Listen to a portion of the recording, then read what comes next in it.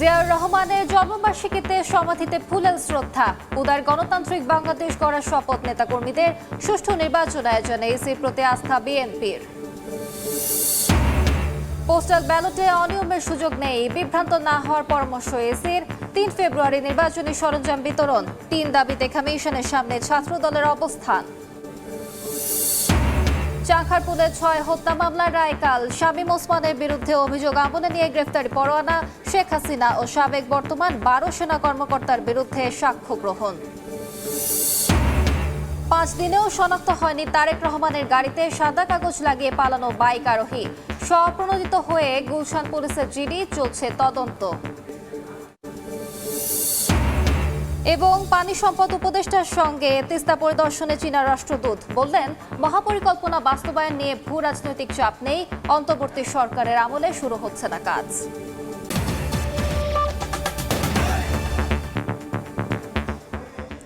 সময় সংবাদের সঙ্গে আছি আমি আলিশা ইসলাম। বিএনপির প্রতিষ্ঠাতা শহীদ রাষ্ট্রপতি জিয়াউর রহমানের ৯০তম জন্মবার্ষিকীতে তার সমাধিতে শ্রদ্ধা জানিয়েছেন দলের নেতাকর্মীরা। সকাল থেকেই জিয়া উদ্যানে ঢল নামে মানুষের। সমাধিতে ফুল দেওয়ার পর শহীদ জিয়ার আদর্শ বাস্তবায়ন এবং উদার গণতান্ত্রিক বাংলাদেশ গড়তে শপথের কথা জানান বিএনপি মহাসচিব মির্জা ফখরুল ইসলাম আলমগীর। বলেন, সুষ্ঠু নির্বাচন আয়োজনে ইসির প্রতি আস্থা আছে বিএনপির। বিএনপির প্রতিষ্ঠাতা শহীদ রাষ্ট্রপতি জিয়াউর রহমানের ৯০তম জন্মবার্ষিকী দিনটি স্মরণে সোমবার সকাল থেকেই তার সমাধিতে ভিড় করেন বিএনপির নেতাকর্মীরা। পূর্ব নির্ধারিত বেলা ১১টার কিছু সময় পর দলের জ্যেষ্ঠ নেতাদের সঙ্গে নিয়ে সমাধিতে উপস্থিত হন বিএনপি মহাসচিব মির্জা ফখরুল ইসলাম আলমগীর। ফুল দিয়ে শ্রদ্ধা নিবেদন করেন নেতারা। পরে অংশ নেন দোয়া ও মোনাজাতে। সাংবাদিকদের সঙ্গে আলাপে দলের প্রতিষ্ঠাতার জন্মদিনে উদার গণতান্ত্রিক বাংলাদেশ গড়তে শপথ নেওয়ার কথা জানান বিএনপি মহাসচিব। ফেব্রুয়ারি মাসে ১২ তারিখে নির্বাচন ঘোষিত হয়েছে। একটা ছাত্র গণতার অভ্যুত্থানের মধ্য দিয়ে যখন ফ্যাসিস্ট হাসিনা পালিয়ে গেছে, তখন আবার নতুন করে একটা ধ্বংসপ্রাপ্ত অর্থনীতির বাংলাদেশকে গড়ে তোলার জন্য, গণতন্ত্রকে প্রাতিষ্ঠানিক রূপ দেওয়ার জন্য আমরা আজকে এখানে শপথ নিয়েছি। এবং এই শপথের মধ্য দিয়ে বাংলাদেশ জাতীয়তাবাদী দল ও সমস্ত অঙ্গ সংগঠন বাংলাদেশে শহীদ জিয়ার যে আদর্শ, সেই আদর্শকে এখানে বাস্তবায়িত করবে, এই শপথ আমরা আজকে এখানে নিয়েছি। এক প্রশ্নের জবাবে সফল নির্বাচন আয়োজনে কমিশনের প্রতি বিএনপির আস্থার কথাও জানান মির্জা ফখরুল। নির্বাচন কমিশনের যখন বাছাই হয় তখন কিছু সমস্যা থাকে, এটা নতুন কোনো ব্যাপার না। আমরা এখন পর্যন্ত নির্বাচন কমিশনকে দেখেছি যে মোটামুটিভাবে তারা যোগ্যতার সঙ্গেই কাজ করছে। আমাদের যে সমস্যাগুলো একটা আমরা মনে করেছি, সেগুলো আমরা গতকাল তার সামনে তুলে ধরেছি এবং আমরা বিশ্বাস করি যে নির্বাচন কমিশন যোগ্যতার সঙ্গেই এই নির্বাচন পরিচালনা করতে সক্ষম হবে। এদিকে জিয়াউর রহমানের সমাধিতে শ্রদ্ধা জানাতে নেতাকর্মীদের ঢল বাড়ে বেলা বাড়ার সঙ্গে সঙ্গে। মুরসালিন হক জুনায়েদ, সময় সংবাদ, ঢাকা। ফেস ডিটেক্টর থাকায় পোস্টাল ব্যালটে অনিয়মের সুযোগ নেই, এ নিয়ে বিভ্রান্ত না হওয়ার পরামর্শ দিয়েছেন নির্বাচন কমিশন। রাজনৈতিক দলগুলোর অভিযোগ খতিয়ে দেখা হচ্ছে বলেও জানিয়েছে ইসি। এদিকে ২ থেকে ৩ ফেব্রুয়ারি মাঠ পর্যায়ে বিতরণ করা হবে ব্যালট সহ নির্বাচনী সরঞ্জাম। পোস্টাল ব্যালটে প্রথম ভোটাধিকার প্রয়োগ করবেন প্রবাসীরা। আনন্দের পাশাপাশি সামনে আসছে নানা বিতর্ক। বিশেষ করে পোস্টাল ব্যালট নিয়ে সামাজিক যোগাযোগ মাধ্যমে নেতিবাচক নানা প্রচারণা ছড়িয়ে পড়েছে। নির্বাচন কমিশন অডিটোরিয়ামে জাতীয় সংসদ নির্বাচনের পোস্টাল ব্যালট কিভাবে গণনা করা হবে তা নিয়ে প্রিজাইডিং অফিসারদের প্রশিক্ষণের আয়োজন করে কমিশন। সেখানে উঠে আসে পোস্টাল ব্যালটের সমস্যা ও সম্ভাবনার কথা।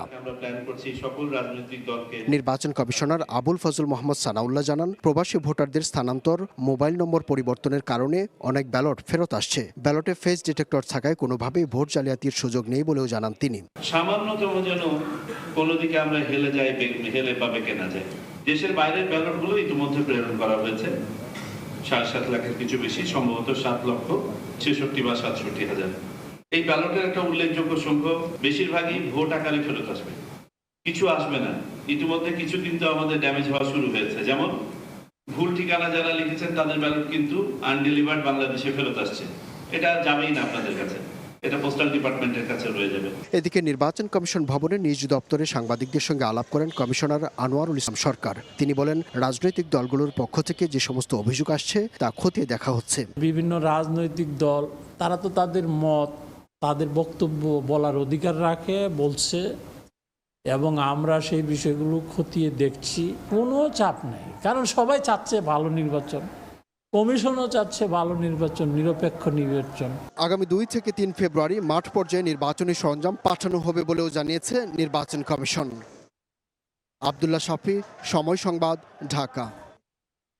পোস্টাল ব্যালটে অনিয়ম, পক্ষপাতিত্ব সহ 3 অভিযোগে দ্বিতীয় দিনের মতো নির্বাচন কমিশন ঘেরাও কর্মসূচি পালন করছে জাতীয়তাবাদী ছাত্রদল। আগারগাঁওয়ে নির্বাচন কমিশন ভবনের সামনে সকাল থেকে জড়ো হন দলটির বিভিন্ন ওয়ার্ডের নেতাকর্মীরা। ছাত্রদলের নেতারা বলেন, আজকের মধ্যেই 3 দফা দাবি আদায় করতে চান তারা। প্রয়োজনে সারা রাত অবস্থান এবং মূল ফটক অবরোধ করা হবে। এ সময় শাকসু নির্বাচন নিয়ে অনিয়মের অভিযোগ এনে বিশ্ববিদ্যালয়টির উপাচার্যের পদত্যাগ দাবি করেন তারা। শাহজালাল বিজ্ঞান প্রযুক্তি বিশ্ববিদ্যালয়ের মাননীয় ভাইস চ্যান্সেলরকে তার পদটি ছেড়ে দিয়ে শিক্ষার্থীদের স্বার্থে তার পদটি ছেড়ে দেওয়ার জন্য আমরা উদাত্ত আহ্বান জানাচ্ছি। এরকম বিতর্কিত একটি কমিশন, এরকম বিতর্কিত একজন ভাইস চ্যান্সেলরকে রেখে কোনোভাবে শাহজালাল বিজ্ঞান প্রযুক্তি বিশ্ববিদ্যালয় ছাত্র সংসদ নির্বাচন কোনোভাবে কাঙ্ক্ষিতভাবে শিক্ষার্থীদের অধিকারের জন্য কাজ করতে পারবে না বলে আমরা মনে করি। জুলাই গণ অভ্যুত্থানে রাজধানীর চাংখারপুলে 6 শিক্ষার্থী হত্যা মামলার রায় কাল। 24-এর গণ অভ্যুত্থানে আইনশৃঙ্খলা বাহিনীর বিরুদ্ধে এটিই প্রথম রায়। এদিকে সাবেক এমপি শামীম ওসমান সহ 12 জনের বিরুদ্ধে গ্রেফতারি পরোয়ানা জারি করেছেন ট্রাইব্যুনাল। এছাড়া জেআইসি সেলে গুম ও নির্যাতনের ঘটনায় মানবতা বিরোধী অপরাধের মামলায় ট্রাইব্যুনালে সাক্ষ্য দেন সালাউদ্দিন কাদের চৌধুরীর ছেলে হুমাম কাদের চৌধুরী।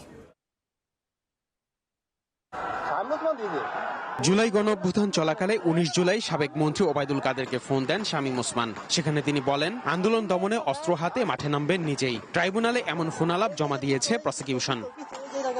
জুলাই আগস্টে নারায়ণগঞ্জে 10 জনকে হত্যা মামলায় সোমবার আন্তর্জাতিক অপরাধ ট্রাইব্যুনালে অভিযোগ দাখিল করে প্রসিকিউশন। অভিযোগ আমলে নিয়ে সাবেক এমপি শামীম ওসমান, তার ছেলে অয়ন ওসমান ও ভাতিজা আজমেরি ওসমান সহ 12 জনের বিরুদ্ধে গ্রেফতারি পরোয়ানা জারি করেন আদালত। প্রসিকিউশন জানান, অস্ত্র ব্যবহারের অনুমতি নিয়ে রাজপথে ঝাঁপিয়ে পড়ে শামীম ওসমান। নেতাকর্মীদের সঙ্গে নিয়ে দেশি বিদেশি অস্ত্র দিয়ে চালায় হত্যাযোগ্য, লুট করে রাইফেলস ক্লাবের অস্ত্র। 3 দিনে 10 জনকে হত্যা এবং অসংখ্য ছাত্র জনতাকে গুলি করে এবং দেশীয় অস্ত্র দিয়ে কুপিয়ে এবং পিটিয়ে আহত করার অভিযোগে আমরা ফরমাল চার্জটি দাখিল করেছিলাম। মাননীয় ট্রাইব্যুনাল আগামী 26 জানুয়ারি 2026 তারিখে এই আসামিদেরকে গ্রেফতার করে ট্রাইব্যুনালে হাজির করার জন্য গ্রেফতারি পরোয়ানা জারি করেছেন। এদিকে জুলাই আন্দোলনে রাজধানীর চানখারপুলে 6 শিক্ষার্থী হত্যা মামলার রায় মঙ্গলবার। সাবেক ডিএমপি কমিশনার হাবিবুর রহমান সহ এই মামলায় অভিযুক্ত করা হয়েছে 8 পুলিশ সদস্যকে। দোষীদের সর্বোচ্চ শাস্তির প্রত্যাশা প্রসিকিউশনের। চাংখারপুল এলাকায় শহীদ আনাস সহ 6 জনকে গুলি করে হত্যা করার মাধ্যমে এই অপরাধটি সংঘটিত হয়েছে। প্রসিকিউশন মনে করে যে 8 জন আসামি আছে তাদের বিরুদ্ধে আনিত অভিযোগ সন্দেহাতীতভাবে প্রমাণ করতে সক্ষম হয়েছে। ট্রাইব্যুনাল তাদের বিরুদ্ধে সর্বোচ্চ শাস্তি প্রদান করবে। এদিন জিআইসি সেলে গুম ও নির্যাতনের ঘটনায় মানবতা বিরোধী অপরাধের মামলায় ট্রাইব্যুনালে সাক্ষ্য দিতে আসেন হুমাম কাদের চৌধুরী ও অবসরপ্রাপ্ত কর্নেল হাসিনুর রহমান। শেখ হাসিনা ও সাবেক বর্তমান 12 সেনা কর্মকর্তার বিরুদ্ধে চলছে সাক্ষ্য গ্রহণ। আসিফ মোহাম্মদ সিয়াম, সময় সংবাদ, ঢাকা। সময় সংবাদ আরো থাকছে। শাহজালাল প্রযুক্তি বিশ্ববিদ্যালয়ের ছাত্র সংসদ নির্বাচন 4 সপ্তাহের জন্য স্থগিত। হাইকোর্টের আদেশ, ভোটের দাবিতে ক্যাম্পাসে শিক্ষার্থীদের complete shutdown. BNP chairman Tarique রহমানের সঙ্গে সৌজন্য সাক্ষাৎ করেছেন ঢাকায় নিযুক্ত কানাডার হাইকমিশনার অজিত সিং। বেলা 11:30টায় রাজধানীর গুলশানে বিএনপি চেয়ারম্যানের কার্যালয়ে এ সাক্ষাৎ অনুষ্ঠিত হয়। এ সময় বিএনপি চেয়ারম্যানের সঙ্গে উপস্থিত ছিলেন দলের যুগ্ম মহাসচিব হুমায়ুন কবির ও বিএনপি চেয়ারম্যানের উপদেষ্টা কাউন্সিল সদস্য ডক্টর মাহাদি আমিন।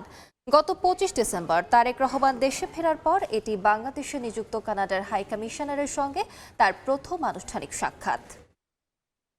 5 দিনেও শনাক্ত হয়নি তারেক রহমানের গাড়িতে সাদা কাগজ লাগিয়ে পালানো বাইক আরোহী। এ ঘটনায় স্বপ্রণোদিত হয়ে জিডি করেছে গুলশান থানা পুলিশ। চলছে তদন্ত। ঘটনার উদ্দেশ্য সম্পর্কেও এখনো নিশ্চিত হতে পারেনি পুলিশ। রাজনৈতিক কার্যালয় থেকে রাতে বাসায় ফিরছেন বিএনপি চেয়ারম্যান তারেক রহমান। তাকে বহনকারী বুলেট প্রুফ গাড়িটির সামনে পেছনে রয়েছে ব্যক্তিগত নিরাপত্তা বহরও। তবে নিরাপত্তা বলয়কে ফাঁকি দিয়ে বহরে ঢুকে চলন্ত গাড়িতে স্কচ টেপ দিয়ে একটি সাদা খাম সেঁটে দ্রুত চলে যান অজ্ঞাত পরিচয় এক মোটরসাইকেল আরোহী। ঘটনার পেরিয়েছে 5 দিন, তবে এখনও কাউকে শনাক্ত করতে পারেনি পুলিশ। যদিও গুলশান থানা পুলিশ স্বপ্রণোদিত হয়ে একটি সাধারণ ডায়েরি করেছে, তবে এটি কেন এবং কি উদ্দেশ্যে করা হয়েছে তা এখনও নিশ্চিত করতে পারেনি পুলিশ। পুলিশ জানিয়েছে, ফুটেজ এবং অন্যান্য তথ্য বিশ্লেষণ করে মোটরসাইকেল এবং আরোহীকে শনাক্তের চেষ্টা চলছে। নতুন কোনো তথ্য পাওয়া গেলে আইনগত ব্যবস্থা নেওয়া হবে বলেও জানিয়েছে পুলিশ। মনির হোসাইন, সময় সংবাদ, ঢাকা। গণভোট প্রচার শুধু সরকার নয়, সবার দায়িত্ব, এমন মন্তব্য করেছেন সড়ক উপদেষ্টা মোহাম্মদ ফাউজুল কবির খান। 22 তারিখের পর প্রার্থীরা তাদের প্রচারের পাশাপাশি গণভোটের প্রচার শুরু করবেন বলেও জানান তিনি। দেশ পরিবর্তনে গণভোটে হ্যাঁ ভোটের পক্ষে প্রচার চালিয়েছেন অন্যান্য উপদেষ্টারাও। দেশের বিভিন্ন জায়গায় চলছে গণভোটের পক্ষে প্রচার। সবাইকে হ্যাঁ ভোট দিতে উদ্বুদ্ধ করার প্রচারে অংশ নিচ্ছেন সরকারের উপদেষ্টারাও। চাঁদপুর শহরের হাসান আলী স্কুল মাঠে হ্যাঁ ভোটের পক্ষে প্রচারে অংশ নেন অর্থ উপদেষ্টা ডক্টর সালেউদ্দিন আহমেদ। উদ্বোধন করেন মেলারও। আমরা চাচ্ছি যে সবার এরকম উদ্বুদ্ধ করা, সবাই যেন মানুষের জন্য কথা বলে, মানুষের জন্য কাজ করে, শুধু কথা বলে না। এই জন্য হাঁটা আমরা চাচ্ছি। সোমবার সকালে টাঙ্গাইল পৌর শহীদ স্মৃতি উদ্যানে ভোটের গাড়ি উদ্বোধন করেন বিদ্যুৎ, জ্বালানি ও খনিজ সম্পদ উপদেষ্টা মোহাম্মদ ফাউজুল কবির খান। তিনি বলেন, গণভোটের প্রচার শুধু সরকারের নয়, সবার দায়িত্ব। গণভোট ও সংসদ নির্বাচন সফল করার মূল দায়িত্ব রাজনৈতিক দলগুলোর।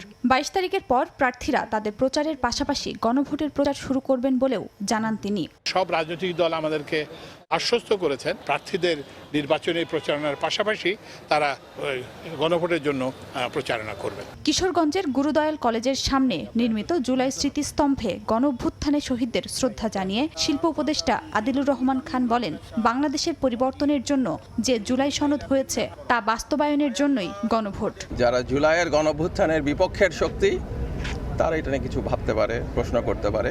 বাংলাদেশের জনগণ জুলাইয়ের কাফেলায়, তাই বাংলাদেশ গণঅভ্যুত্থানের পক্ষে অবস্থান নিয়েছে। গণঅভ্যুত্থানে হ্যাঁ ভোট দিয়ে সেই অবস্থান পরিষ্কার করবে। বগুড়ায় মতবিনিময় সভায় অংশ নেন আইন উপদেষ্টা ডক্টর আসিফ নজরুল। দেশ থেকে বৈষম্য নিপীড়ন দূর করতে হ্যাঁ ভোট দেওয়ার আহ্বান জানান তিনি। আপনি যদি চান এই দেশ থেকে বৈষম্য দূর হোক, নিপীড়ন দূর হোক, অবিচার দূর হোক, দুর্নীতি দূর হোক, তাহলে আপনি হ্যাঁ ভোট দিবেন। গণভোট নিয়ে পাবনায় মতবিনিময় সভা শেষে এডওয়ার্ড কলেজে গণভোটের গাড়ি পরিদর্শন করেন স্বাস্থ্য ও পরিবার কল্যাণ উপদেষ্টা নূরজাহান বেগম। নির্বাচন পরিবেশও নষ্ট হবে না এবং সঠিকভাবে, সুন্দরভাবে, সুশৃঙ্খলভাবে এবং উচ্চমুখর পরিবেশে ভোটটা হবে। দেশকে পরিবর্তনে গণভোটের সুযোগ হারালে আক্ষেপ করতে হবে বলেও মন্তব্য করেন স্বাস্থ্য উপদেষ্টা। খাদিজা স্বপ্না, সময় সংবাদ। সিলেটের শাহজালাল বিজ্ঞান ও প্রযুক্তি বিশ্ববিদ্যালয় কেন্দ্রীয় ছাত্র সংসদ ও হল সংসদ নির্বাচন 4 সপ্তাহের জন্য স্থগিত করা হয়েছে। বিচারপতি ফাহমিদা কাদের ও বিচারপতি মোহাম্মদ আসিফ হাসানের বেঞ্চ এই আদেশ দেন। এর আগে রোববার স্বতন্ত্র ভিপি প্রার্থী মমিনুর রশিদ শুভ নির্বাচন স্থগিত চেয়ে হাইকোর্টে রিট করেন। এদিকে নির্ধারিত সময়ে শাকসু নির্বাচনের দাবিতে ক্যাম্পাসে কমপ্লিট শাটডাউন কর্মসূচি পালন করছেন শিক্ষার্থীরা। এরই মধ্যে উপাচার্যের কার্যালয়ে তালা দিয়েছেন আন্দোলনকারীরা। পরে সুনামগঞ্জ সিলেট আঞ্চলিক মহাসড়ক অবরোধ করে অবস্থান নেন তারা। হাইকোর্টের আদেশের বিরুদ্ধে চেম্বার আদালতে আবেদন করার কথাও জানান। আগামীকাল শাকসু নির্বাচনের ভোট গ্রহণের কথা ছিল।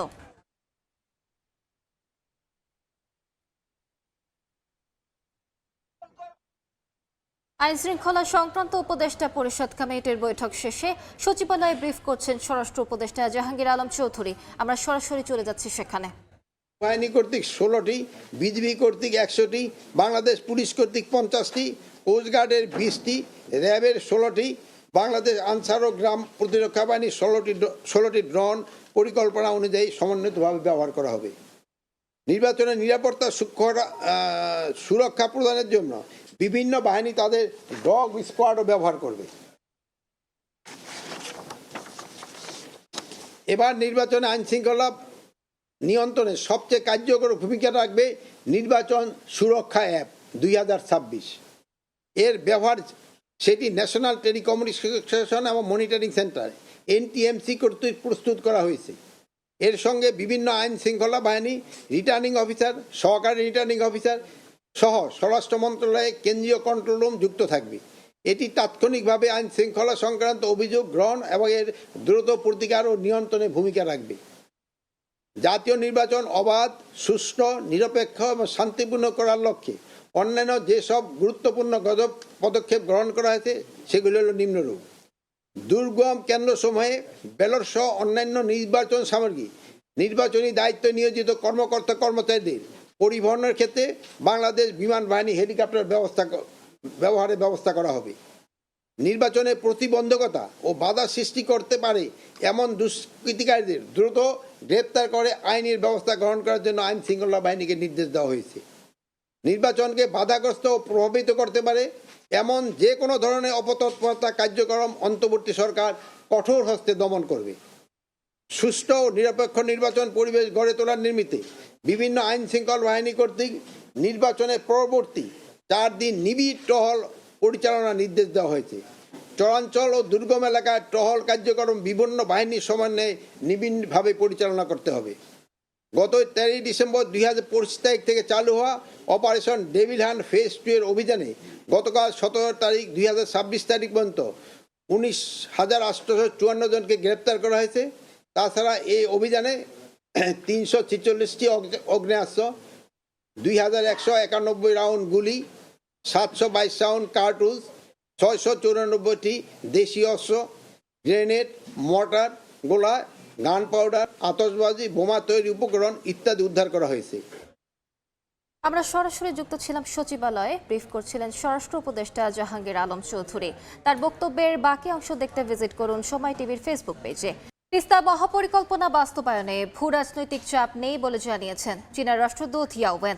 জানান এটি বাংলাদেশের নিজস্ব প্রকল্প, যেখানে বিনিয়োগ করবে চীন।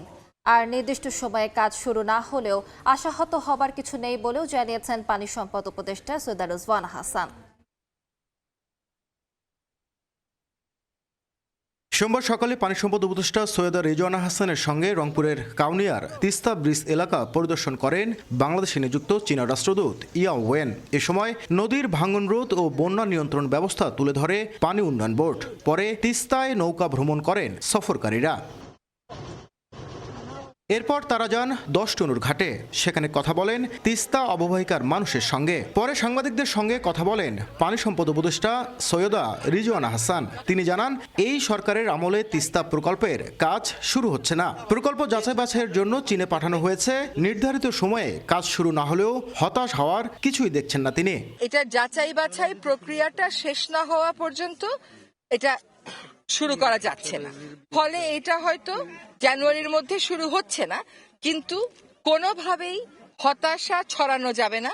কারণ উনি এই প্রকল্পটা করার ব্যাপারে চীন সরকার, বাংলাদেশ সরকার উভয়ই প্রতিশ্রুতিবদ্ধ বলেই আমরা দুজন আবার আপনাদের কাছে এসেছি। আর প্রকল্প বাস্তবায়নে বাংলাদেশ ও চীন অঙ্গীকারবদ্ধ বলে জানান চীনা রাষ্ট্রদূত। বলেন প্রকল্প বাস্তবায়নে কোনো ভূরাজনৈতিক চাপ নেই, যত দ্রুত সম্ভব প্রকল্পটি বাস্তবায়নের উদ্যোগ নেওয়া হবে। I don't feel any geopolitical pressure. It's a Bangladesh project. So Bangladesh, as long as Bangladesh determined to have this project with China. উত্তরের 2 কোটি মানুষ দীর্ঘ সময় ধরে আন্দোলন চালিয়ে আসছে তিস্তা মহাপরিকল্পনা বাস্তবায়নে। তাদের প্রত্যাশা সব ধরনের প্রতিকূলতা কাটিয়ে আলোর মুখ দেখবে প্রকল্পটি। নাজমুল ইসলাম নিশাদ, সময় সংবাদ, রংপুর। দেখছেন সময় সংবাদ। দেশের বাইরের খবর। স্পেনের দক্ষিণাঞ্চলে দ্রুত গতির যাত্রীবাহী 2 ট্রেনের সংঘর্ষে অন্তত 39 জন নিহত হয়েছেন, আহত হয়েছেন শতাধিক। এদের মধ্যে 25 জনের অবস্থা গুরুতর। দুর্ঘটনার পর মাদ্রিদ ও আন্দালুসিয়ার রেল সেবা স্থগিত করা হয়েছে। স্থানীয় সময় রোববার রাতে স্পেনের দক্ষিণাঞ্চলে মালাগা থেকে মাদ্রিদগামী একটি ট্রেন লাইনচ্যুত হয়ে পাশের লাইনে উঠে যায়। বিপরীত দিক থেকে আসা মাদ্রিদ হুয়েলভাগামী ট্রেনের সঙ্গে সংঘর্ষে লাইনচ্যুত হয় 2টি ট্রেনই। ঘটনাস্থলে প্রাণ হারান বহু মানুষ, আহত হন শতাধিক। প্রত্যক্ষদর্শীরা জানান দুর্ঘটনায় একটি কোচ উল্টে গিয়ে ভেতরে আটকা পড়েন বহু যাত্রী। জানালা ভেঙে বেরিয়ে আসেন অনেকে।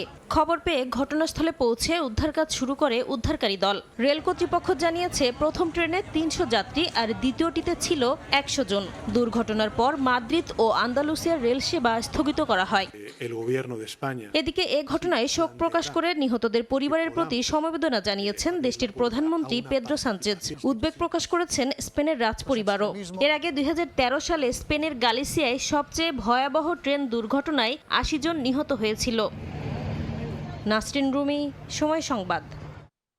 বাংলা মোটর কার্যালয়ে কথা বলছেন জাতীয় নাগরিক পার্টির নির্বাচন পরিচালনা কমিটির চেয়ারম্যান আসিফ মাহমুদ সজীব ভুঁইয়া। সরাসরি যাচ্ছি সেখানে। দেখিয়েছি বাংলাদেশের কোনো রাজনৈতিক দল এরকম কঠোর অবস্থান নিতে পারেনি। আমরা দ্বৈত নাগরিকত্বধারীদের দেওয়ার বিষয়ে শক্ত অবস্থান নিয়েছি। নাগরিক আমরা পার্টি হিসেবে তাদের বিরুদ্ধে ইন প্রিন্সিপাল আমরা স্ট্রং অবস্থান নিয়েছি এবং আমাদের কার্যক্রম চলমান আছে। সেই জায়গা থেকে যারা এর ফলে ভুক্তভোগী হচ্ছে, যে 1700 কোটি টাকার ঋণ খেলাপি, যে আমাদের এই কার্যক্রমের ফলে আমাদের এই জবাবদিহিতা আদায়ের, বাংলাদেশের জনগণের পক্ষ থেকে আমরা যে জবাবদিহিতা আদায় করতে চাই সেই কার্যক্রমের ফলে ভুক্তভোগী হচ্ছে, তিনি তো অবশ্যই তার 17 কোটির 1 কোটি আমাদের বিরুদ্ধে ইউজ করতে পিছপা হবেন না। ফলে এটা খুব স্বাভাবিকভাবে আমি ধরে নিচ্ছি। তবে খুবই দুঃখজনকভাবে আমরা দেখলাম যে আমরা নির্বাচন কমিশনের সাথে এই বিষয়গুলো নিয়ে কাজ করছিলাম, নির্বাচন কমিশনকে জবাবদিহিতার আওতায় আনছিলাম। কিন্তু নির্বাচন কমিশনকে প্রশ্ন করলে সেটার জবাব যদি কোনো রাজনৈতিক দলের কিংবা ছাত্র সংগঠনের লোকেরা দেয়, তাহলে আসলে বোঝা যাচ্ছে যে এই আমাদের নির্বাচন কমিশন এবং নির্বাচনটা কোন দিকে যেতে যাচ্ছে। আমরা আজকে এই টপিকের বাইরে না যাই, আমরা আজকে আমাদের ফান্ড রেজিং নিয়ে থাকি, যেহেতু এটা আমাদের অর্থ উপকমিটির একটি প্রোগ্রাম। Thank you.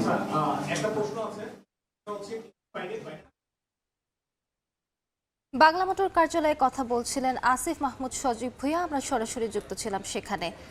তার বক্তব্যের বাকি অংশ দেখতে ভিজিট করুন সময় টিভি ফেসবুক পেজে। এই ছিল বিকেল 3টার সময় সংবাদে। এরপর আন্তর্জাতিক সময়ের সঙ্গে থাকবেন ইমদাদুল হক। আলিশা, আপনাকে ধন্যবাদ। আন্তর্জাতিক সময় নিয়ে আসছি কিছুক্ষণ পর, সঙ্গে থাকুন সময়।